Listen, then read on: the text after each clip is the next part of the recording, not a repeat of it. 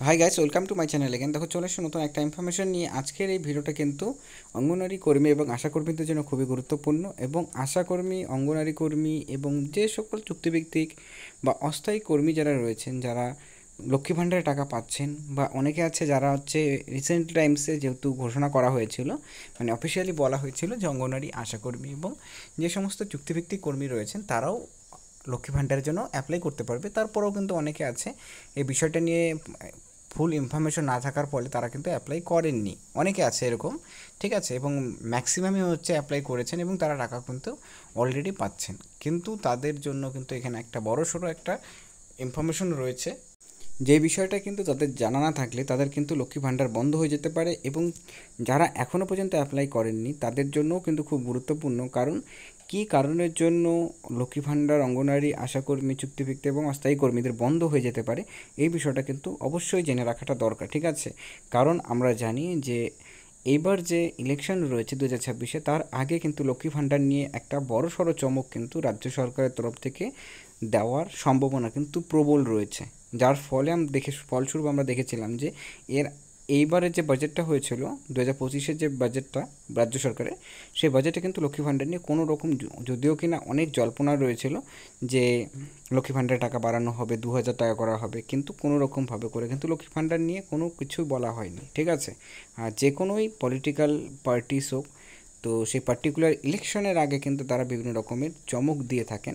তো সেই ক্ষেত্রে এটা খুবই সম্ভাবনা, মানে প্রবল রয়েছে, লক্ষ্মী ভাণ্ডার কিন্তু বৃদ্ধি, মানে লক্ষ্মী ভাণ্ডারের যে টাকাটা রয়েছে সেখানে বৃদ্ধি হতে পারে, ঠিক আছে। এখন কত টাকা সেটাও আমরা জানাবো। এবং সবচেয়ে গুরুত্বপূর্ণ যে সেই টাকাটা পাওয়ার জন্য তো অ্যাকাউন্টটা থাকতে হবে, মানে এর লক্ষ্মী ভাণ্ডারের যে নাম নথিভুক্ত করা হয়েছে সেটা যাতে ঠিকঠাক থাকে, সেটাই সবচেয়ে গুরুত্বপূর্ণ বিষয়, ঠিক আছে। কারণ প্রথমত কী হয়েছিল, প্রথমত কিন্তু লক্ষ্মী ভাণ্ডার যে অঙ্গনারী আশাকর্মী এরা যে অ্যাপ্লাই করতে পারবেন, এটা নিয়ে কিন্তু কোনো অফিসিয়ালভাবে করে কোনো ঘোষণা করা হয়নি, ঠিক আছে।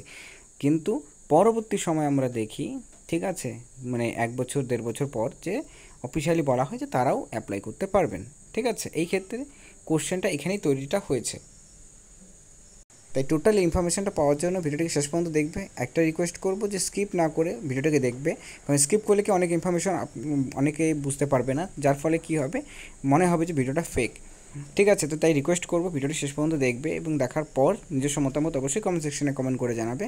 তো যাই হোক, সময় নষ্ট না করে তোমাদের ডিটেলসে আজকে যে ইনফরমেশনটা রয়েছে সেটা কিন্তু ডিটেলসে জানাচ্ছি। তো দেখো, সবচেয়ে গুরুত্বপূর্ণ যে বিষয়টা, যখন প্রথম প্রথম লক্ষ্মী ভাণ্ডারটা চালু হয়েছিল, তারপর যারা মনে করো যে সমস্ত অঙ্গনওয়াড়ি কর্মী, মানে ফার্স্ট দুয়ারে সরকার বা সেকেন্ড দুয়ারে সরকারের, যেহেতু লক্ষ্মী ভাণ্ডারটা দুয়ারে সরকার ক্যাম্পের মধ্যেই কিন্তু চালু হয়েছিল, তো সেই ক্ষেত্রে কি প্রথম ক্যাম্পে বা সেকেন্ড দুয়ারে সরকারের ক্যাম্পে লক্ষ্মী ভাণ্ডারের জন্য অ্যাপ্লাই করেছিলেন এবং তারপর তারা টাকা পাচ্ছেন।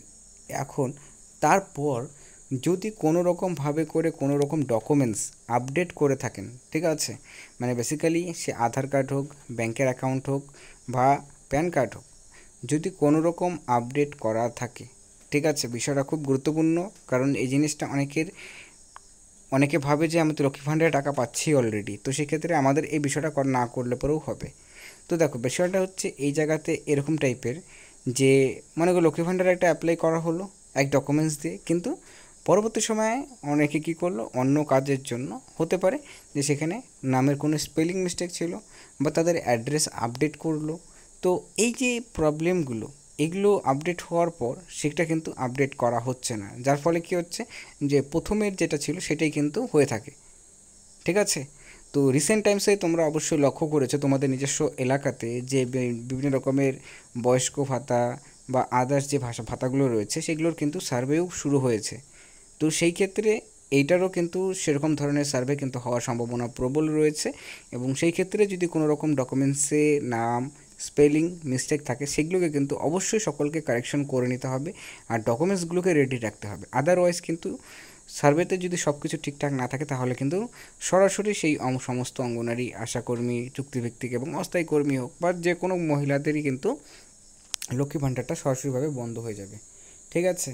তো তাই যারা নতুন নতুন তোমরা মানে লক্ষ্মী ভাণ্ডারের জন্য অ্যাপ্লাই করবে, তো তাদেরও জন্য এই বিষয়টা ক্লিয়ারলি বলবো যে তোমাদের যদি ডকুমেন্টসে কোনো রকম চেঞ্জেস করতে হয়, তোমরা কিন্তু সেই লক্ষ্মী ভাণ্ডারে অ্যাপ্লাই করার আগেই সেগুলোকে চেঞ্জেস করে নেবে এবং প্রপার তথ্য, প্রপার নথি দিয়েই দিয়েই অ্যাপ্লাইটা করবে। যাই হোক, এই ইনফরমেশনটা ছিল আজকের ভিডিওতে। ভিডিওটি দেখার জন্য অসংখ্য ধন্যবাদ।